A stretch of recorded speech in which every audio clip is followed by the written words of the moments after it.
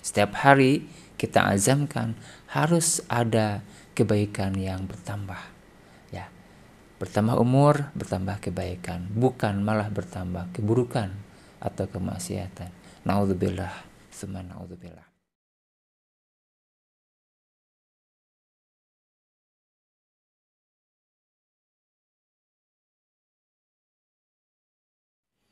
Baik, di kali ini kita akan bahas tentang satu perkataan dari Umar bin Khattab, ya, tentang khusus bagi para penjual, pedagang atau pembisnis, pengusaha. Umar pernah berkata, la yabi' fi suqina illa man qad tafaqqaha fid din. Jangan jualan, jangan berdagang di pasar kami kecuali orang yang sungguh telah memahami agama. Umar mensyaratkan siapapun umat Nabi yang ingin berjual beli, melakukan transaksi bisnis, membangun perusahaan, maka syarat utamanya adalah illa man qad tafaqqaha fiddin, kecuali orang yang benar-benar memahami agama. Kenapa hal ini disyaratkan oleh Umar bin Khattab? Karena ternyata urusan dunia dalam hal ini adalah urusan perdagangan, urusan jual beli, urusan bisnis. Ternyata itu adalah satu di antara hal yang diatur dalam agama. Artinya adalah sebagai salah satu konten agama. Dan bisa lihat, pelajari dalam beberapa ayat. Ada beberapa ayat dalam Al-Quran yang membahas tentang hal ini, membahas tentang tijarah, ya. Wa ahallallahu al-bai'a wa harrama riba. Nah, itu kan. Allah menghalalkan jual beli dan mengharamkan riba. La ta'kulu amwalakum bainakum bil batil illa an takuna tijaratan an taradim minkum. Ini ayat-ayat, salah satu ayat yang membahas tentang tijarah. Artinya konteks tijarah ini merupakan bagian dari konten agama. Artinya harus kita memahami agama ketika kita ingin terjun dalam dunia perdagangan, dunia trading, dunia bisnis usaha dan sebagainya, termasuk usaha yang geraknya di distribusi, kemudian di trading ya, dan juga di produksi. Yang penting adalah yang berkaitan dengan dunia usaha. Kenapa harus memahami agama?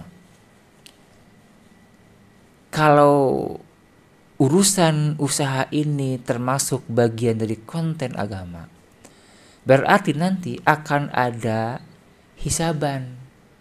Ya, akan ada hisaban, akan ada balitungan gitu ya. Diperiksa oleh Allah Subhanahu wa taala, yang nanti ketika hasil periksanya itu baik, buahnya akan baik. Ketika hasil periksanya hisabnya buruk, maka ya tentunya adalah balasan keburukan. Maka pastikan ya, semua kegiatan usaha kita, tradingkah atau produksikah, semuanya harus benar-benar dipandu oleh Al-Quran, oleh agama. Jangan sampai ada hal-hal yang melanggar batasan-batasan syariat. Karena kita punya tagline, harta kita, jembatan surga kita. Bagaimana harta yang kita miliki itu menjadi wasilah surga. Dan itu dua hal yang akan menjadi patokannya. Pertama, min ainak tasabahu wa fima anfaqahu. Pertama, sumbernya dari mana mengusahakan, ini harus benar-benar halal. Ya, tidak boleh ada yang haram sedikit pun kalau ingin harta jembatan surga. Yang kedua adalah wa fim anfaqahu, dan padahal apa dia mendistribusikannya, menghabiskannya. Dua macam kriteria harta menjadi jembatan surga. Pertama adalah sumbernya harus jelas, benar, halal, dan distribusinya juga sama, harus jelas, harus benar, dan pada hal-hal yang baik-baik. Maka pasti insya Allah harta kita akan menjadi jembatan surga. Maka sekarang dalam konteks min ainak tasabahunya ini, dari sumbernya ini kita coba periksa. Jangan-jangan ada proses usaha yang ternyata melanggar batasan syariat. Jangan-jangan ada proses bisnis yang ternyata melampaui batas-batas agama, dan itu harus ditinggalkan. Maka ketika seseorang yang berdagang, berbisnis, berjual beli, kemudian paham agama, dia pasti akan sekuat tenaga untuk meninggalkan riba.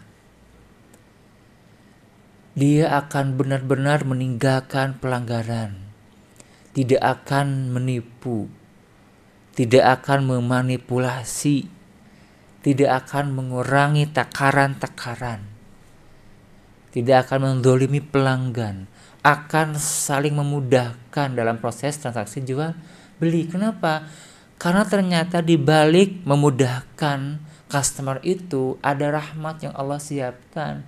Bukan hanya profit yang akan kita dapatkan, tapi rahmat Allah siapkan. Rahimallahu rajulan samhan idza ba'a, samhan idza ishtara, wa samhan idza iqtada. Allah merahmati seseorang yang samhan, samuh, bermudah-mudah, memudahkan pelanggan saat dia menjual barang, dan orang yang memudahkan penjual saat dia membeli barang, dan orang yang memudahkan ketika menagih hutang.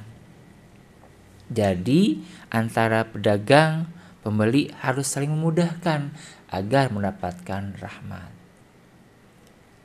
Jadi ketika kita punya ilmu agama, maka bukan hanya profit yang bisa kita dapatkan, tapi juga rahmat Allah Subhanahu wa ta'ala. Begitu. Akan menghilangkan semua kecurangan, gak akan curang, gak akan memanipulasi, gak akan. Ya, kalau hari ini banyak teknik, ya, banyak teknik dagang gitu ya, agar barangnya laku, kemudian ada pay later gitu ya, pay later, tapi ternyata pengembaliannya harus lebih dari pinjaman yang dia gunakan untuk belanja.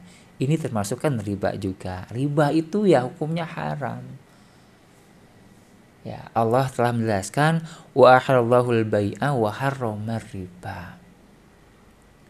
Bahkan dalam ayat yang lain itu Allah akan menyuburkan sedekah dan menghancurkan riba. Allah telah menegaskan riba itu akan menghancurkan dan akan dihancurkan.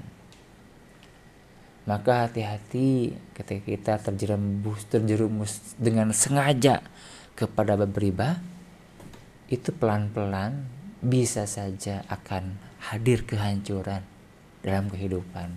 Na'udzubillah, tinggalkan riba. Ya, tidak akan kemudian melakukan kecurangan. Misalnya gini, sekarang kan lagi musimnya digital marketing ya, bisnis digital, internet marketing, dagang dengan internet. Di antaranya adalah ada marketplace misalnya.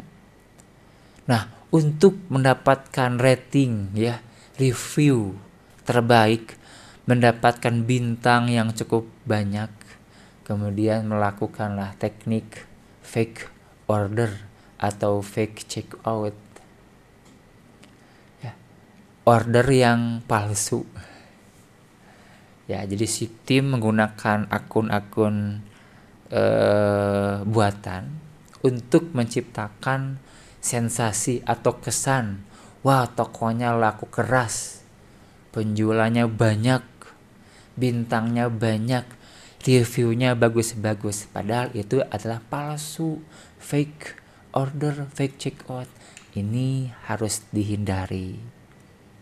Kenapa? Ini adalah curang, ini adalah manipulasi, dan ini hati-hati. Ini termasuk melampaui batas syariat, berarti melanggar syariat. Ambillah jalan yang terbaik ya, yang tidak berefek dosa atau maksiat, dengan meningkatkan anggaran atau budget iklan misalnya, atau hal lain lah yang dianggap sebagai salah satu atau dianggap sebagai hal yang dibolehkan ya, secara adat dan secara syariat begitu. Nah, orang yang sudah paham agama itu tidak akan melabrak batas-batas syariat. Ini yang sangat pokok yang harus dilakukan. Maka ketika hari ini Anda misalnya ingin masuk ke dunia usaha, oke lah, banyak motivasi kan. Kata Bob, siapa? Saya pun pernah mengatakan begini. Om Bob ditanya oleh salah seorang pemuda kan gitu.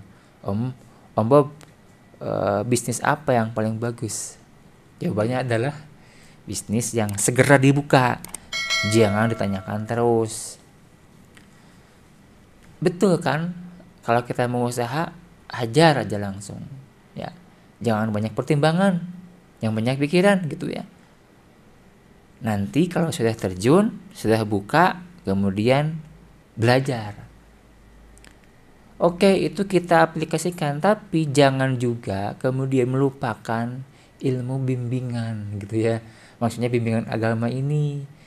Karena dikhawatirkan ketika buka usaha ternyata baru buka udah dosa gitu. Ya, baru buka udah banyak pelanggaran. Nah, itu dikhawatirkannya. Maka harus diimbangi, dibimbing oleh ilmu agama. Karena itu haruslah seorang pengusaha ngaji. Ya. Jangan sampai sibuk dengan urusan dunia. Ngaji gak sempet, nyari ilmu gak sempet, nyari pahala di masjid gak sempet.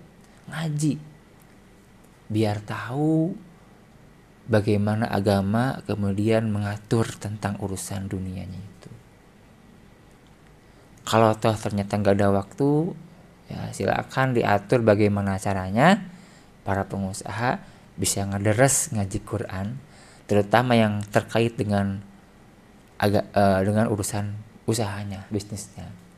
Bagaimana Rasulullah mengajarkan tentang transaksi, Rasulullah mengajarkan tentang produksi, Rasulullah mengajarkan tentang membangun relasi dan sebagainya. Itu ada sangat banyak keterangan yang harus kita pelajari.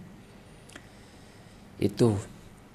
Yang kedua, kalau sudah memahami agama, nanti akan ada kewajiban-kewajiban yang harus ditunaikan pasca mendapatkan profit. Ya.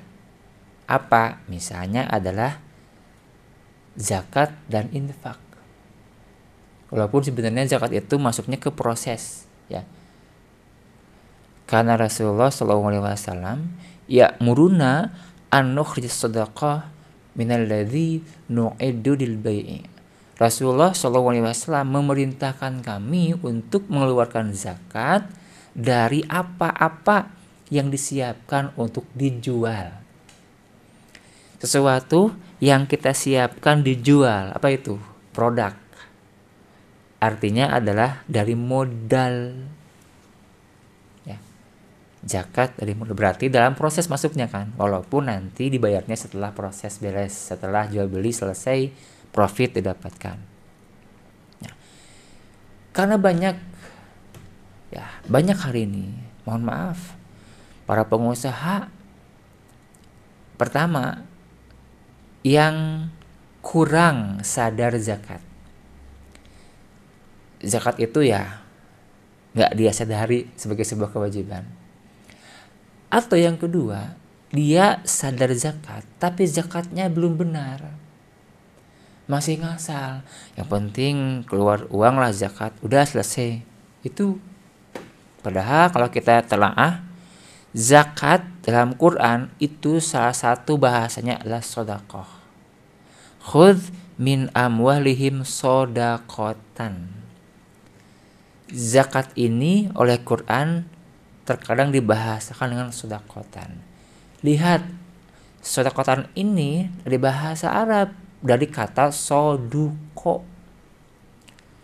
Soduko itu artinya apa? Artinya adalah benar dan jujur. Kenapa orang disebut jujur? Karena ucapannya benar.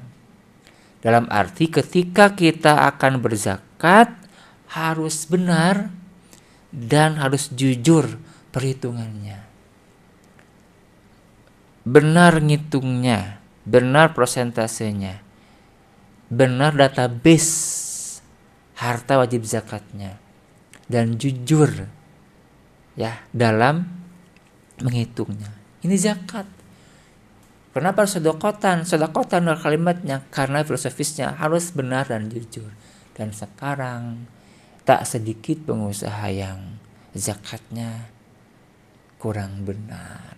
Ya. Harus dibenarkan gitu ya. Benarkan.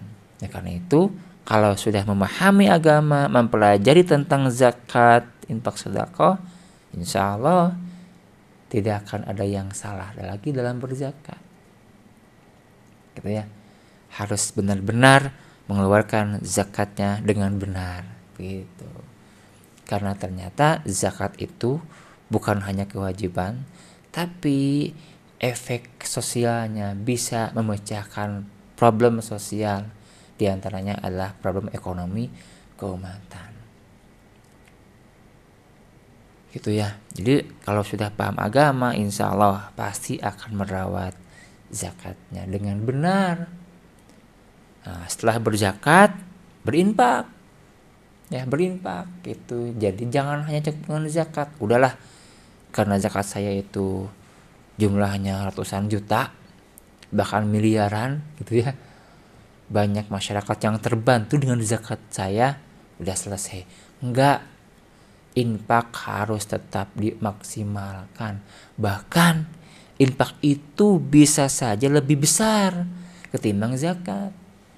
Kalau zakat kan 2,5%. Ya, ada SOP-nya, ada aturannya. Kalau infak bagaimana? Infak enggak. Prinsipnya adalah lebih besar, lebih baik. Lan tanalul birra hatta tunfiqu mimma tuhibbun. Kalian tidak akan sampai condong kepada kebaikan yang sempurna sehingga kalian menginfakkan sesuatu yang masih kalian sayangi, masih kalian sukai. Artinya infak itu harus dari infak yang terbaik, ya, bukan infak yang sudah sisa lah, kita pun nggak suka, nggak senang belikan, enggak. Harus dari infak yang terbaik. Jadi itu hikmahnya kenapa para pengusaha muslim itu harus paham agama. Di antaranya adalah ada kewajiban pasca usaha, ada kewajiban dari hasil usaha yang harus dia keluarkan, yaitu zakat, infak, dan sedekah. Kemudian yang selanjutnya adalah ketika paham agama, maka yang terjadi, yang diraih, apakah profit atau loss, itu hakikatnya adalah ketetapan Allah, takdir Allah subhanahu wa ta'ala. Dalam arti dia akan memunculkan ketauhidan, melibatkan tauhid, karena sebenarnya Inilah landasan utama bisnis. Tauhid kepada Allah Subhanahu wa taala.